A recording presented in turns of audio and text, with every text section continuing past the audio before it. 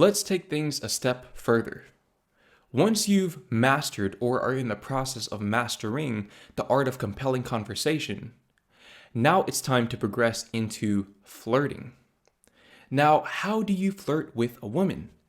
There are so many guides out there, so many dating coaches and gurus who have all of these specific frameworks that you can run on women, and none of it is actually useful.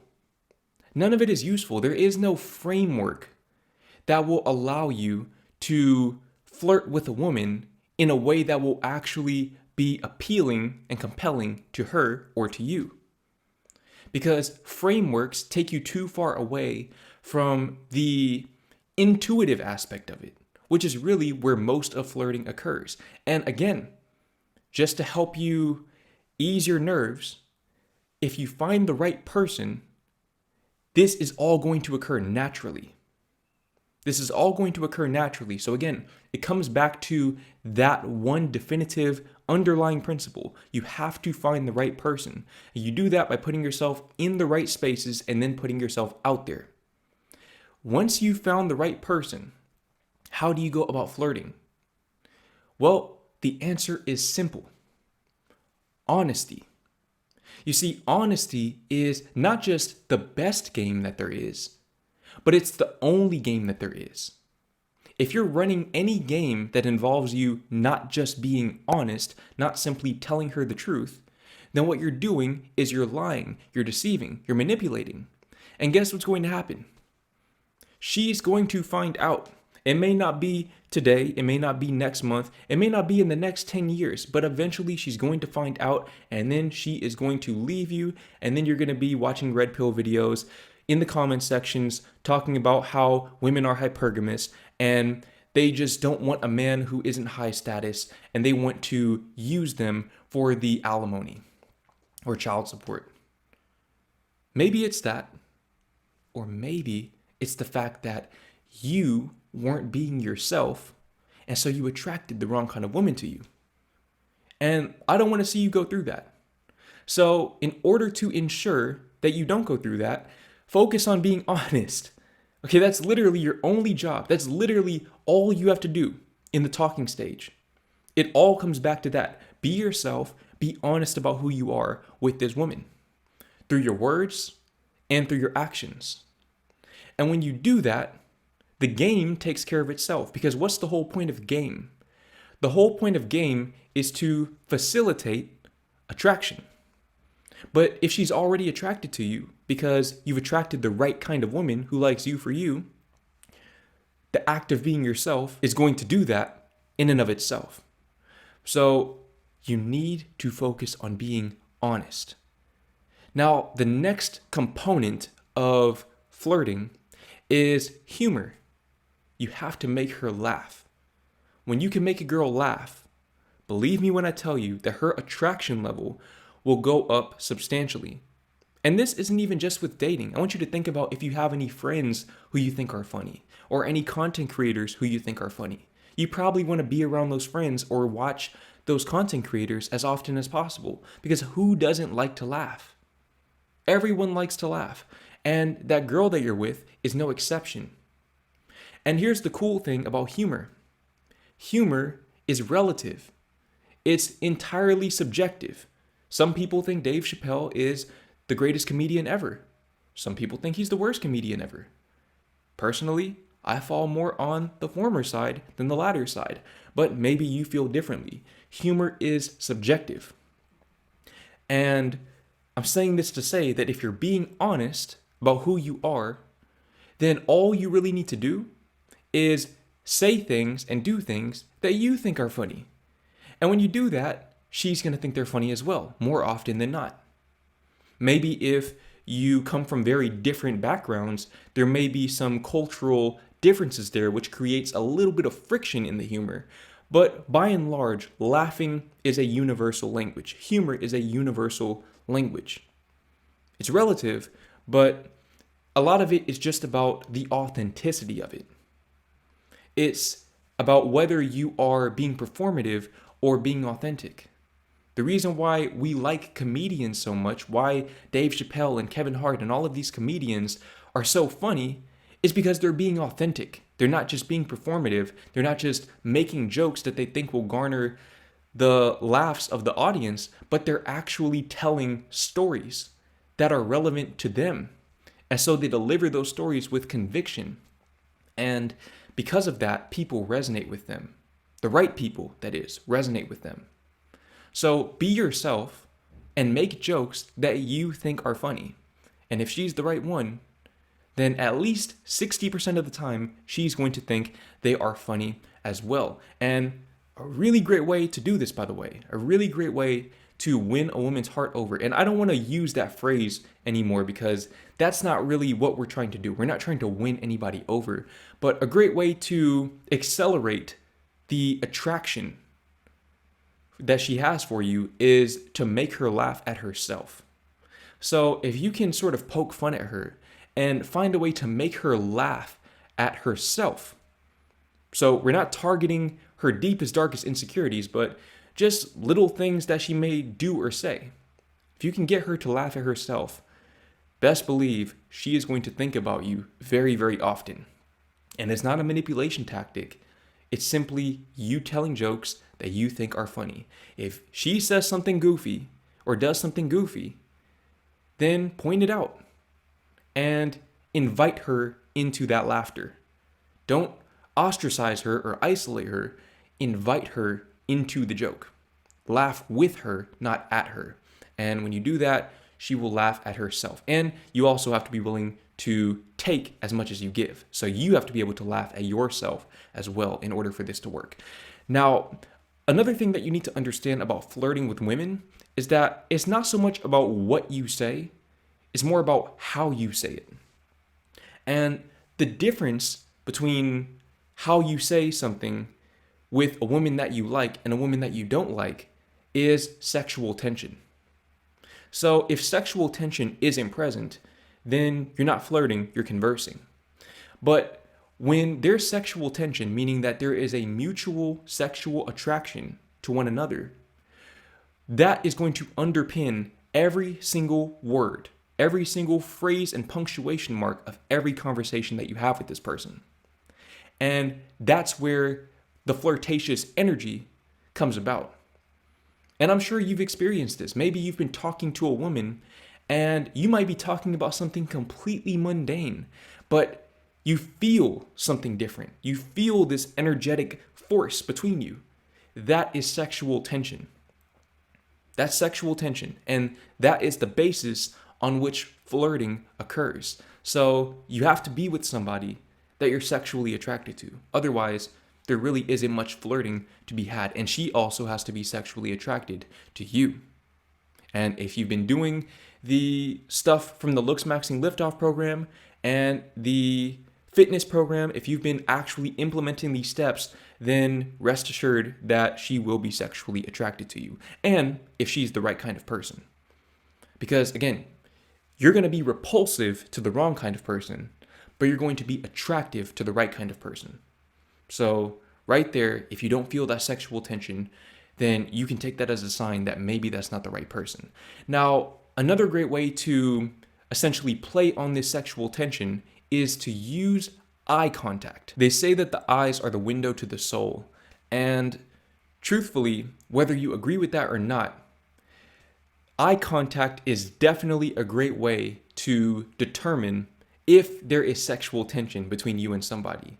So if you're not sure, if you're not fully certain if you have that energetic attraction between you, look her in the eyes and hold that eye contact. Especially if she's a woman who is very conventionally attractive, she's probably not used to that. There are probably a lot of men who can't hold that eye contact with her.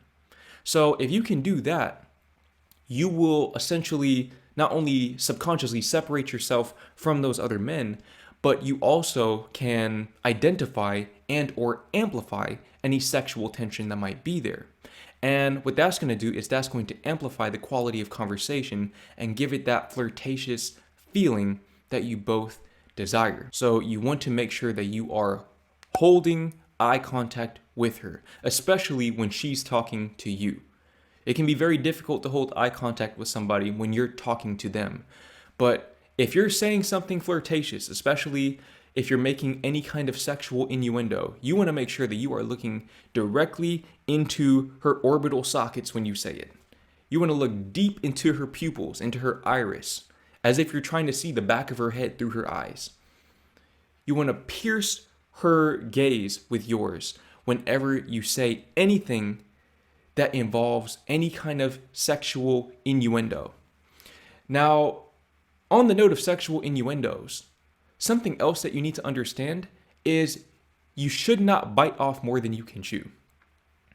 In other words, you don't want to make these sexual innuendos if you know that your sex drive is not where it needs to be, or your skill in bed is not where it needs to be to back up those innuendos. Because all that's going to do is that's going to set the expectations up here, and even if the reality is somewhere up here, it's still below the expectations. And so what you want to do is you want to set a realistic expectation by being honest with her. You're being honest. Again, it always comes back to honesty.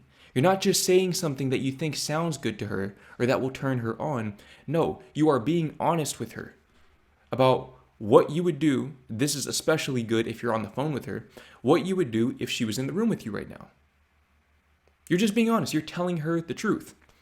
And when you do that, if you're on the phone, you can't really necessarily look her in the eyes, but looking directly into the camera lens on your phone on FaceTime. And we'll talk about FaceTime here in the next video. But if you at least simulate eye contact as much as possible and you tell her the truth about how you're feeling from a sexual standpoint, that's all you need to do.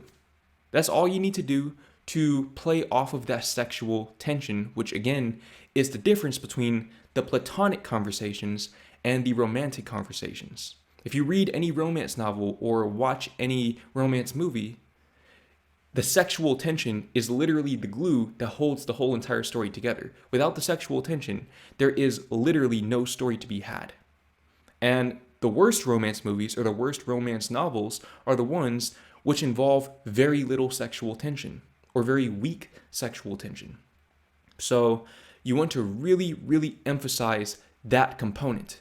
And another great way to play off of the sexual tension is with music. Music is the master key to her heart and to her subconscious mind. Now again, we're not trying to manipulate anybody here. We are simply telling the truth. And music is a great way to tell our truths in an artistic way, in a way that makes her feel something. If you've been doing the exercises, you probably have some music lined up that makes you feel like you're in love. That's from the Live in the End lecture. You've curated a playlist. Maybe it's a few songs, maybe it's a lot of songs. You've curated some kind of playlist of songs that make you feel like you're in love. And what you're going to do is you're going to take that same exact playlist and you're going to play it when you're with her. So one of the best tips that I can give you when it comes to dating is if you're dating in person, especially, if this is somebody that you're actually seeing in person, so it's not long distance yet, or it's not long distance at all, it's somebody in your geographical location, what you need to do is you need to get her in your car somehow. Somehow, on the first date, you need to get her in the car with you. So ideally, if you can pick her up from her house, then you pick her up from her house. But if she insists on meeting you at a place and you both drive your own separate cars, that's fine. But what you want to do at that point is you want to essentially extend the date. So let's say, for example, you meet up at a restaurant. You're at this restaurant, you eat, and now after you eat, you say, hey, let's go to this park real quick. And you drive her to the park. And while you're in the car, you play music. This is one of the best ways, especially if you have a car. If you don't have a car, then, you can just play it out loud or one AirPod in each ear, however you want to do this. And of course, if you're on FaceTime, you just play the music out loud. But if you have a car is one of the most intimate places on this whole entire planet. So you essentially cultivate this space where it's just you and her and the music playlist that you've made. And ideally, You're going to have some overlap in your music tastes. And generally, when you listen to songs that make you feel like you're in love, there is going to be overlap because that's the kind of music that women like to listen to more often than not. So you want to play this playlist for her in the car, ideally with a good view, if you can get that, if you can maybe watch a sunset as well, and that will set the tone, that will set the vibe. Believe me when I tell you, that will set the vibe and make her comfortable in your presence. And she's going to associate your presence with that feeling. And your presence is a big part of that feeling. But it's also the atmosphere that you are intentionally creating. And again, it's all authentic to you. You're still being honest. That's the best part about this. Now, once you've done all of this, once you've established that eye contact, you've set the right atmosphere, you're being honest, you're getting her laughing, especially laughing at herself. The next stage is to break the touch barrier. So I always tried to do this as quickly as possible on the first date. But on that first date, you want to make sure that you are breaking the touch barrier in one way or another. So you're either going to hold her hand, you're going to put your arm around her, you're going to otherwise find a way to touch her in a non-sexual way. It's not sexual, but it's romantic. There's a difference. Okay, that's the difference between making her day and giving her those butterflies and catching charges, which at that point, there's nothing I can do to help you. And by the way, I'm not liable if you do catch charges for doing something ignorant that you shouldn't be doing. Because again, I just disclosed that this should not be sexual in nature. The cool thing though is that because there's sexual tension to begin with, by you holding her hand or putting your arm around her, there's already sexual tension anyways. So it's still sexual in a way, but it's not sexual because it's innocent, it's romantic. And I know this may not make sense in theory, but in practice, when you do it, you'll see exactly what I mean. If you've never put your arm around a girl before, that first time you do it, it's going to change your life. You're never going to look at life the same way again. I promise you that. So something else that you can do is on that date, you're in the car, you're listening to music. Now you grab her hand or you put your arm around her. Now you've really set the vibe. And I promise you, if you do all of this stuff and she's the right one, she is going to fall head over heels for you if she hasn't already by that point. Because of course, even if it's the right audience, she's not just going to be in love with you from the first moment she sees you.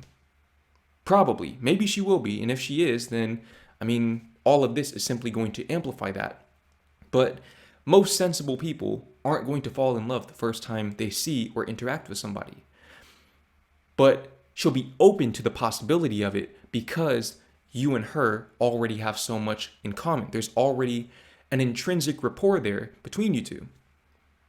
In some ways, it'll feel like looking in a mirror because this is somebody that you actually have a lot in common with. And the conversation is going to flow effortlessly and flirting is going to be so easy. But if you do all of this stuff, it's going to take things to the next level. And then you do it again on the next date and again on the next date. And you keep doing that over and over until you are ready to progress. But before we talk about progressing to that next stage, you need to know when to take a hint. So in the next video, I'm going to share some of the subtle signs that women typically show whenever they like you. So that was just one out of 191 exclusive videos in my coaching program. If you want to unlock the rest of those videos and attend weekly coaching sessions with yours truly, then be sure to click the link in the description so that you can get your dream body, get your dream girlfriend, and make freedom your lifestyle.